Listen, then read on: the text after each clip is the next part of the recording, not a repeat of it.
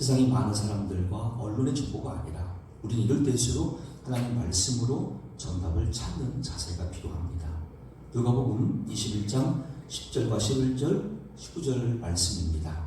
또 이르시되 민족이 민족을, 나라가 나라를 대적하여 일어나겠고 곳곳에 큰 지진과 기근과 전염병이 있겠고 또 무서운 일과 칼로부터 큰 징조들이 있으리라. 너희의 인내로 너희 영혼을 얻으리라. 아멘. 이런 여러 징조들과 사건들 속에서 우리에게 말씀하시는 본질적인 음성은 무엇이냐면, 믿는 자냐? 그러면 이 기회에 인내를 배우라고 말씀하시죠. 우리가 그동안 인내가 많이 없었습니다. 늘 급했습니다. 뭔가 빨리 이루고자 했습니다. 눈에 보이는 성과를 원했습니다. 그런데 그게 본질이 아니라는 것이죠. 참으로 믿는 자냐? 말씀 붙들고 인내하라. 우리 모두에게 말씀하시는 시간표입니다. 인내를 배우는 시간입니다. 그런데 동시에 그 인내를 간직해야 될 우리의 마음을 또 말씀을 계속 채우기 원하는 우리의 영적인 욕구가 있죠. 오늘 말씀은 바로 그때 주신 위로의 말씀이고 소망의 말씀입니다. 많은 분들은 이 시편 91편의 저자가 다윗이다, 모세다, 또는 모른다 이렇게 말씀들을 하세요. 근데 저는 개인적으로 이 말씀을 준비하면서 모세라고 생각을 하고 준비를 했습니다. 1절 말씀에 그는 고백합니다. 지존자의 은밀한 곳에 거주하며 전능자의 그늘 아래에 사는 자여 라고 자신을 칭합니다. 나는 지존하신 하나님 앞에서 은밀한 곳에 거주하는 사람이고 전능하신 하나님의 그늘 아래에 사는 자다 라고 자신을 칭합니다. 그리고 동시에 하나님은 누구시냐라고 소개하는데 지존자라고 말씀합니다.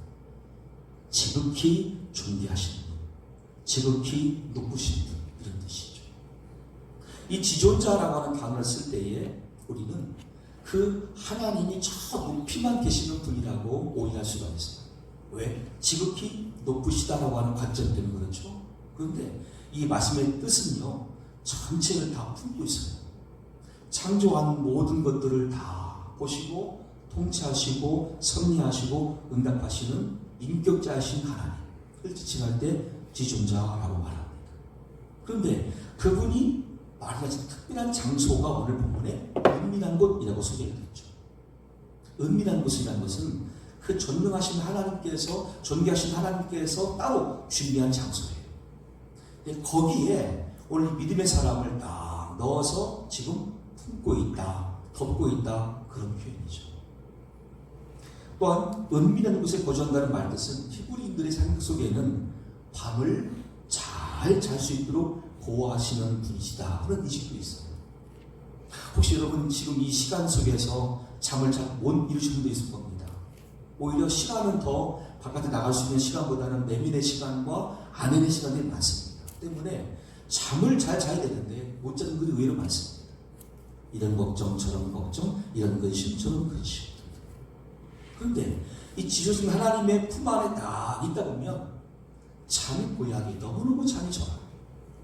한번 잠을 딱 자고 나면 조금 전에 근심들이 다 내려놓아져 있고 마음속에 개운함을 느껴요. 왜일까요? 하나님이 맡아주셨다는 확신 때문에 그래요. 이것이 지존자의 은밀한 곳에 거주한다고 하는 자신의 관점에서 표현하는 신앙의 관점이에요. 또한 1절 하반절에 전능자의 그늘 아래에 사는 자여라는 단어가 있습니다. 이 전능자라고 하는 히브리어는 엘샤다이입니다. 그런데 이 단어가 나오기 전에 어원상에는 가슴이라는 뜻이 있어요. 특별히 어머니의 가슴을 한번 상상해 보세요. 어머님이 태어난 아기를 품에 안습니다. 젖을 먹입니다. 그리고 태중의 생명을 세상에 딱 내보낸 하나님의 은혜 앞에 이 아이에게 감사 찬양을 가르치고 감사 기도로 영광 돌립니다. 그 다음부터 이 아이를 품고 말씀을 가르칩니다. 수시로 이 아이를 향해서 축복을 기도합니다. 이게 어머니의 품입니다. 우리가 그렇게 어머니의 품 속에서 자라왔습니다. 그 어머니의 품은 거짓이 없습니다. 항상 진실합니다. 항상 사랑으로 충만한 장소입니다. 그렇게 전능하신 하나님은 창조된 모든 피조물들을 지금도 품고 계시고 아무런 사심 없이 다른 판단 없이 오직 사랑으로 보다듬고 있는 분이시다. 이런 표현이 전능자입니다. 그런데 거기에 그늘이 있대요. 이건 뭘 말할까요?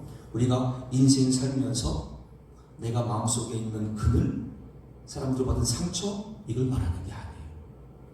우리가 전능자의 그늘이라는 것은 저 모세의 생각을 제가 좀 끌어옵니다. 그가 출애굽하면서 경험했던 하나님의 은혜 가운데 한 가지는 무엇이냐면 성막을 만들고 성막 안에 성소와 지성소를 뒀을 때예요. 자신의 고백이죠. 그 지성소 안에는 법궤가 있어요. 법궤 안에는 세 가지가 있습니다. 만나를 담은 항아리가 있고 아론의 쌍난 지팡이가 있죠. 또 십계명 돌판이 있어요. 그 위에 보세요. 그림 보십니까? 속죄소라고 써있고 좌우편에 천사들이 마주하고 있어요. 그 그늘을 말해요. 전능하신 하나님께서 품고 있는 그 공간, 속죄소를 말해요. 거기는 하나님의 영광이 임하는 장소예요. 아론과 대제사장들은 1년에 한 번 들어가요. 속죄일에. 그런데 예수님께서 이 땅에 오셔서 고난받으시고 십자가에 피 흘려 죽으실 때에 그 피 흘리심으로 말미암아 성전의 휘장이 위로부터 아래까지 쫙 쪼개집니다. 그리고는 이제는 누구든지 예수를 주와 그리스도로 믿고 고백하며 아버지께 나아가는 은혜의 시대가 열리게 되겠죠. 예수님을 예표한 장소이죠. 지성소가. 근데 그때 우리에게 나타나신 하나님의 영광의 장소, 영광의 의미가 속죄소예요. 거기에 천사가 마주하고 있어요. 마치 전능자의 그늘 같아요. 바로 그 자리, 속죄소에 아무나 갈 수 없지만 이제는 나 같은 죄인도 예수를 믿음으로 얻는 구원으로 불러내셔서 자녀 삼으시고 그 자리까지 가게 하신 하나님의 그 위대하신 사랑, 이것을 전능자의 그늘이라고 표현했어요. 안타까운 마음으로 2절을 봅니다. 나는 여호와를 향하여 말하기를 그는 나의 피난처요 나의 요새요 내가 의뢰하는 하나님이라 하리니 이는 그가 너를 새 태산군의 올무에서와 심한 전염병에서 건지실 것이미로다. 아멘. 그 하나님이 자기한테는 여호와 하나님, 지금 이제 표현합니다. 그 지존자이신 하나님, 전능자이신 하나님의 이름을 나는 여호와로 부릅니다. 여호와의 말뜻은 하나님이 모세에게 스스로 알려주신 말씀이에요. 나는 스스로 있는 자다. 스스로 계신 분, 스스로 있는 자, 이 뜻이 여호와예요. 다른 말로 야훼예요. 때문에 모세편에서 우리 본문의 말씀을 제가 지금 시작을 한 겁니다. 내가 만난 하나님, 이름을 여호와라 가르치시는 하나님, 그분께 나는 이제 주님만은 나의 피난처십니다. 나의 요새이십니다. 내가 삶을 다 맡길 수 있고 신뢰가 되어지는 하나님이십니다. 모세의 고백이에요. 이것은 하나님과 나 사이에 인격적인 교제가 가능했기 때문에 이루어진 결과입니다. 여러분 신앙생활 할 때 가장 먼저가 무엇이냐면 그 하나님을 내가 만나야 되거든요. 하나님은 영이세요. 볼 수가 없어요. 만질 수가 없어요. 근데 그 하나님을 우리가 만날 수 있는 방법이 있어요. 그게 말씀과 기도예요. 하나님 말씀은 하나님 자신이고요. 이 말씀은 곧 하나님이 우리에게 이 땅에 오시기 전 구약에서부터 신약까지 다 주신 진리이고 하나님의 음성이 기록된 책이죠. 가장 완벽하게 그 하나님을 알 수 있고 만날 수 있는 장치는 말씀과 말씀 이후의 기도입니다. 내가 말씀으로 하나님을 속이 봤습니다. 이런 분이시구나. 이런 일을 하셨구나. 오늘 내가 믿고 기도하면 이렇게 응답해 주시는 약속하신 하나님이시구나. 이것을 성경 말씀으로 알았어요. 알고 있으면 되는 게 아니죠. 그 다음에는 그 알고 있는 내용을 근거로 기도하는 거예요. 하나님, 오늘 제가요 집에 있으면서 일터에 있으면서 차 안에 있으면서 어디 말씀을 보았습니다. 근데 이 말씀의 의미와 그 열매를 저에게 응답으로 허락해 주세요.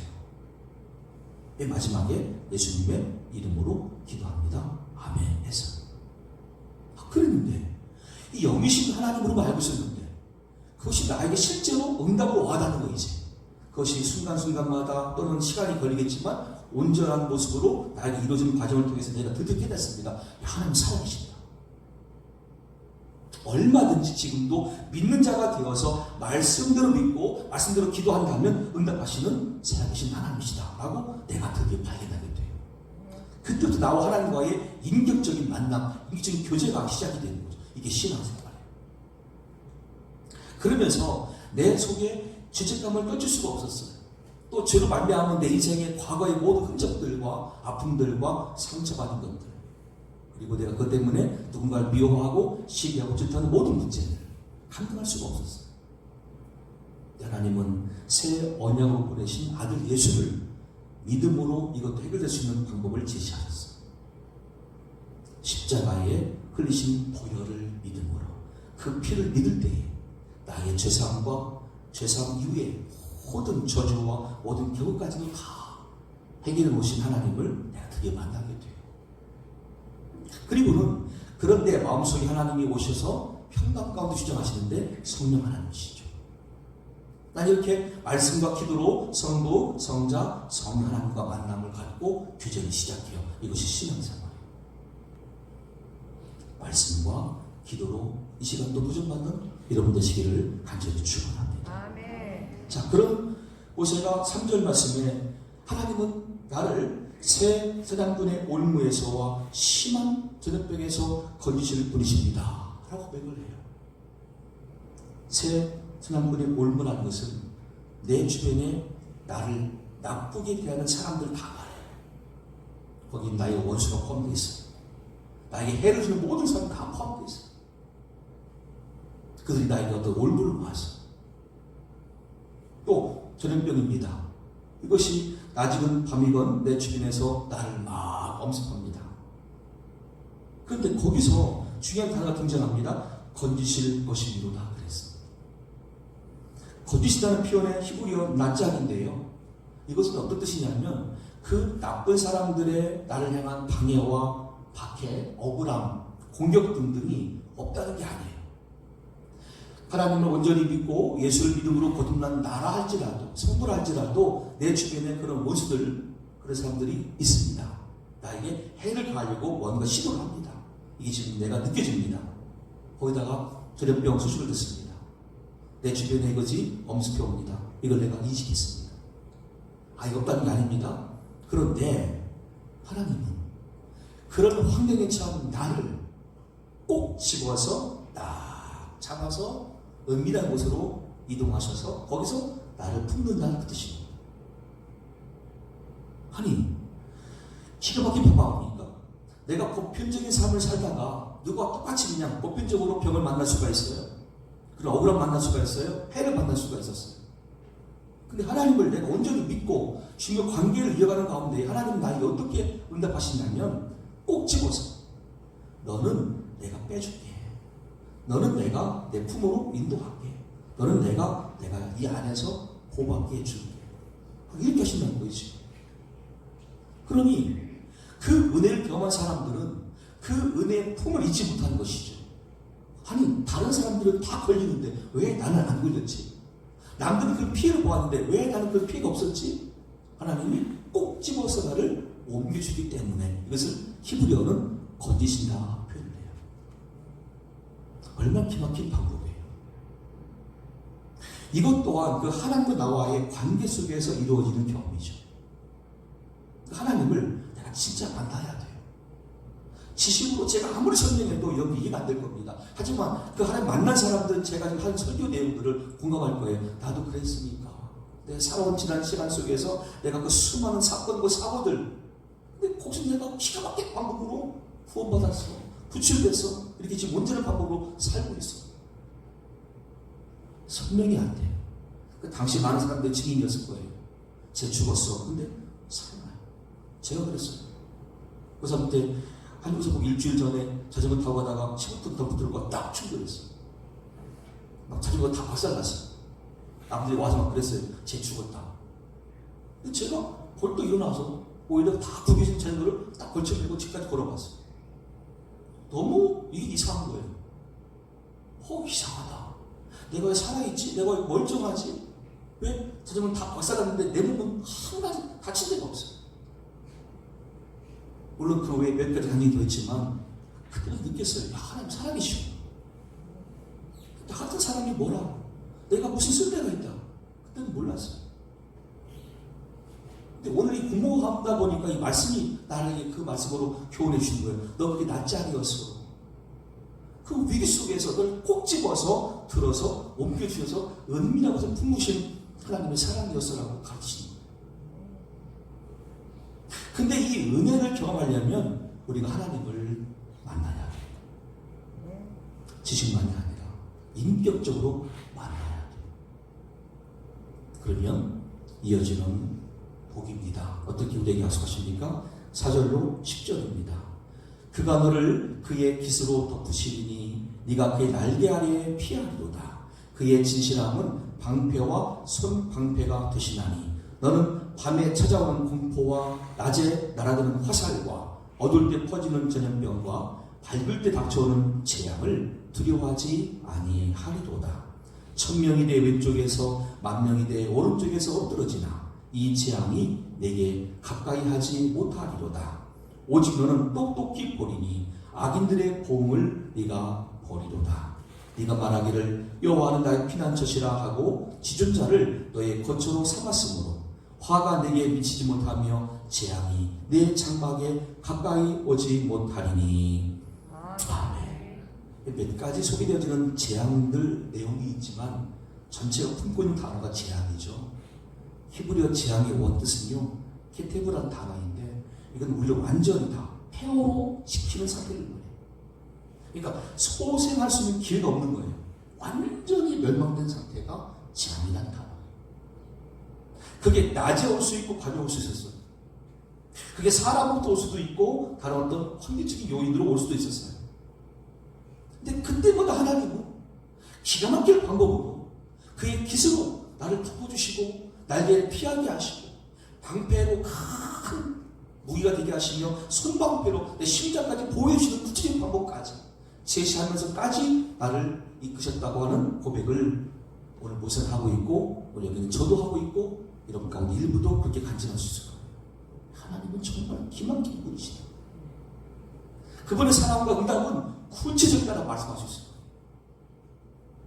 오늘 모세의 고백을 들어보세요. 방패와 손방패. 큰 대적과의 싸움에는 먼저 방패가 크게 나가야 돼요. 그래서 먼저 그들의 화살을 막고 창을 막고 칼을 피하게 하죠. 또 전쟁 중에 그것이 깨질 수가 있어요. 두 번째는 손방패가 있어요. 내 심장만큼은 보호를 받아야 되니까, 내 머리만큼 보호해줘야 되니까. 얼마나 구체적이에요. 크게도 작게도 넓게도 좁게도 나를 인식하시고 나를 구원하시고 나를 보호하시는 하나님의 은혜. 누구한테 주신 약속입니까? 하나님을 지존자라 부르고 전자라 부를 수 있는 믿음의 사람에게 주시는 약속입니다. 오늘 이 은혜가 정말 여러분 모두에게도 지금도 임하고 있지만 이제 이것을 받아들이고 이게 우연이 아니다. 이 하나님이 자녀된 나에게 주신 복이었다 고백할 수 있기를 간절히 축원합니다. 오늘 이 고백이 가능한 이유는 배경이 있습니다. 출애굽기 12장 12절로 14절 말씀의 6월절 사건이 그것입니다. 이제 애굽 왕 바로와 애굽 모든 사람들 앞에서 또 애굽의 신들 앞에서 하나님이 10번째 재앙을 준비하십니다. 그것이 장자와 초태생의 죽음이죠. 근데 이것을 피하기 위해서는 이스라엘 백성들에게 하나님의 약속된 말씀이 먼저 선포가 됩니다. 이렇게 하라. 그러면 죽음이 너희를 넘어가리라. 방법이 무엇이냐면 어린 양의 피예요. 그 피를 문설주와 인방에 발라요. 하나님의 죽음이 가서 피를 보고 넘어가는 거예요. 이게 유월절이에요. 그 안에서 그들은 밤새 하나님의 구원을 경험하며 어린 양 고기를 먹고 그리고 무교병과 쓴 나물을 먹습니다. 야, 이건 인내의 시간이고 하나님의 경험하는 시간이다. 그게 밤새 이루어집니다. 근데 그 밤에 애국은 전부 다 장사치기 바빠요. 울면서 아들 보내야 돼요. 울면서 자기 초태생 짐승을 죽는 것을 보고 있어야 돼요. 그 바로가 밤에 급히 잤습니다. 모세, 아론 들어와라. 그때 통보합니다. 나가라. 제발 나가라. 그때에 주신 말씀 제가 있습니다. 내가 그 밤에 애굽 땅에 두루다니며 사람이나 짐승을 막론하고 애굽 땅에 있는 모든 처음 난 것을 다 치고 애굽의 모든 신을 내가 심판하리라. 나는 여호와라. 내가 애굽 땅을 칠 때에 그 피가 너희가 사는 집에 있어서 너희를 위하여 표적이 될지라. 내가 피를 볼 때에 너희를 넘어가리니 재앙이 너희에게 내려 멸하지 아니하리라. 너희는 이 날을 기념하여 여호와의 절기를 삼아 영원한 규례로 대대로 지킬지니라. 아멘. 그래서 오늘 우리가 어린 양의 피로 인하여 죽이 넘어갔던 그 은혜를 경한 방법으로 일단 이것이 아들 예수의 십자가의 죽음. 우리 지사님 찬양했지만 예수의 피. 그 피를 공로 삼아서 죄상 받는 것이고 그 피로 인하여서 아버지 앞에서 자녀로 부름받는 은혜를 얻게 된 것이죠. 곧 내가 교회당에 와서 배울 수 있는 두 번째 진리 무엇입니까? 그 나의 지존자이신 하나님, 전능자 하나님께서 보내신 아들 예수님이 나의 유일한 죄사함과 구원을 하신 하나님의 은혜의 통로라는 사실, 이걸 알게 된다. 그리고 그 사실을 받아들이고 믿을 때에 내 안에 영이신 하나님이 오세요. 성령이세요. 난 그때부터 성부, 성자, 성령 하나님의 온전한 은혜를 인격적으로 경험하며 살게 돼요. 이 사실을 에베소 2장 12절로 추구적으로 우리에게 설명해 줍니다. 원래 저와 여러분들은 이스라엘 나라 바깥의 사람들이잖아요. 하나님도 알지 못했고 예수를 더더군다나 알지 못했어요. 그런 우리에게 하나님의 은혜가 임하였습니다. 그때 너희는 그리스도 밖에 있었고 이스라엘 나라 밖의 사람이라 약속의 언약들에 대하여 외인이요 세상에서 소망이 없고 하나님도 없는 자이더니 이제는 전에 멀리 있던 너희가 그리스도 예수 안에서 그리스도의 피로 가까워졌느니라. 그는 우리의 화평이신지라 둘로 하나를 만드사 원수된 것 곧 중간에 막힌 담을 자기 육체로 허시고 법조문으로 된 계명의 율법을 피하셨으니 이는 이 둘로 자기 안에서 한 세 사람을 지어 화평하게 하시고 또 십자가로 이 둘을 한 몸으로 하나님과 화목하게 하려 하십니다. 원수된 것을 십자가로 소멸하시고 또 오셔서 먼데 있는 너희에게 평안을 전하시고 가까운 데 있는 자들에게 평안을 전하셨으니 이는 그로 말미암아 우리 둘이 한 성령 안에서 아버지께 나아감을 얻게 하려 하십니다. 그러므로 이제부터 너희는 외인도 아니요 나그네도 아니요 오직 성도들과 동일한 시민이요 하나님의 권속이다. 아멘. 이 마지막 교도를 보세요. 이렇게 예수의 피로 말미암아 죄상 받고 예수를 믿음으로 구받은 저희들에게 하나님은 이렇게 말씀하세요. 너희는 이제부터 하나님의 권속이라. 권속이 뭐죠? 은밀한 곳에 품을 수 있는 자격을 얻은 자예요. 꼭 집어서 사건과 사고와 두려움 현장 가운데 하나님이 딱 옮겨줄 수 있는 자격을 얻은 자가 하나님의 권속이라는 뜻이에요. 품에 들어온 자녀를 말해요. 또 우리 옛날 가정적 개념에서는 식구라고 하죠. 한 식탁에 둘러앉아서 먹고 마셔요. 생을 같이 이어가요. 식구죠. 권속이 그래요. 이제부터 누구든지 예수의 피로 죄사함받고 거듭나서 구원받은 자녀가 된다고 한다면 아버지 앞에 아빠 부를 수가 있어요. 화평이 이루어졌어요. 아빠 저 오늘 이거 필요한데 꼭 집어서 아버지가 다 주세요. 물론 그것만이 아니죠. 더 주세요. 야 먹을 거 입을 거 마실 거 걱정하지 마. 나 다 알아. 아빠의 내가 다 알아. 걱정하지 마. 너는 그것을 구하지 말고 이제부터 주님의 나라와 그의 의만 구해. 그러면 필요한 모든 것은 내가 더 줄게 라고 말씀하시는 아빠이신 하나님이세요. 오늘 그 은혜가 이 에베소 말씀에서는 이방인 모두에게도 똑같은 자격으로 선포가 되었고 기회가 주어졌다는 거예요. 그러면 코로나19는 어떤 의미입니까? 이것이 중국이라는 나라의 한정이 안 되는 지금은 전 세계 다 퍼졌어요. 전 세계 모든 나라 사람들에게 이 말씀이 지금 다 들려져야 돼요. 당신들에게 지금 필요한 것은 무엇이냐면 이 천지와 사람과 우주를 창조하시고 통치하시는 하나님을 향해서 주님은 나의 지존자이십니다. 저는 제가 되어주십니다. 하지만 나는 아직도 사실 알지 못하였고 받아들이지 못하는 결과로 이런 재앙을 만났으니 아버지여 우리의 죄사함을 허락하시고 이제 우리에게서 평안을 허락해 주시옵소서. 이 땅에 구원되신 예수님이 그 흘리신 보혈로 인하여 이 모든 재앙을 물러가고 우리가 권속으로 살기를 원합니다. 우리의 은혜를 허락해 주시옵소서 라고요. 전 세계 77억 인구 전체는 이렇게 고백할 수 있는 날이 돼야 돼요. 1절부터 10절을 말씀 보시면 그가 너를 위하여 그의 천사들을 명령하사 네 모든 길에서 너를 지키게 하십니다. 그들이 그들의 손으로 너를 붙들어 바리돌에 부딪히지 아니하게 하리로다. 네가 사자와 독사를 밟으며 젊은 사자와 뱀을 발로 누르리로다. 하나님이 이르시되 그가 나를 사랑한즉 내가 그를 건지리라. 그가 내 이름을 안즉 내가 그를 높이리라. 아멘. 사랑한즉 아니 아버지 우리가 어떻게 사랑했습니까? 딴 게 아니래요. 너 나와 가까이 있잖아. 너 나한테 붙어 있잖아. 이걸 사랑이라고 주님 보시는 거예요. 히브리어 사랑은 그래요. 내 안에 함께 하는 거예요. 권속이니까 붙어 있는 거예요. 그리고 은밀한 곳에 함께 있는 거예요. 그게 사랑인 줄. 요한복음 15장 4절과 5절에서도 예수님 동일한 말씀하셨죠. 내 안에 거하라. 나도 너희 안에 거하리라. 가지가 포도나무에 붙어있지 아니하면 스스로 열매를 맺을 수 없음 같이 너희도 내 안에 있지 아니하면 그러하리라. 나는 포도나무요 너희는 가지라. 그가 내 안에 내가 그 안에 거하면 사람 열매를 많이 맺나니 나를 떠나서는 너희가 아무것도 할 수 없습니다. 아멘. 얼마나 귀한 사람. 하지만 쉽게 하신 사람. 우리에게 엄청난 걸 요구하시는 것이 아니란 말이죠. 내 안에 거야. 나한테 붙어있어라. 가까이 있어라. 이거 사랑이라고 말씀하시는 하나님이세요.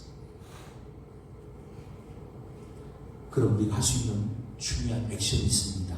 실행할 적용이 있습니다. 15절과 16절입니다. 그가 내게 간구하리니 내가 그에게 응답하리라. 그들이 환난 당할 때에 내가 그와 함께하여 그를 건지고 영원롭게 하리라. 내가 그를 장수하게 함으로 그를 만족하게 하며 나의 구원을 그에게 보이리라 하시도다. 아멘. 기도는 우리 액션이 돼야 돼.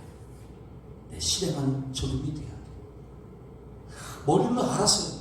가슴으로서 와 닿았어요. 야 이렇게 하나님이 지존자이시고 전능자이시고 약속한 복이 있구나. 근데 정작 그 약속된 복을 누가 받습니까? 기도하는 사람. 기도해야 돼. 시편 50편 15절 말씀에도 환난 날에 나를 부르라. 내가 너를 건지리니 네가 나를 영원롭게 하리로다.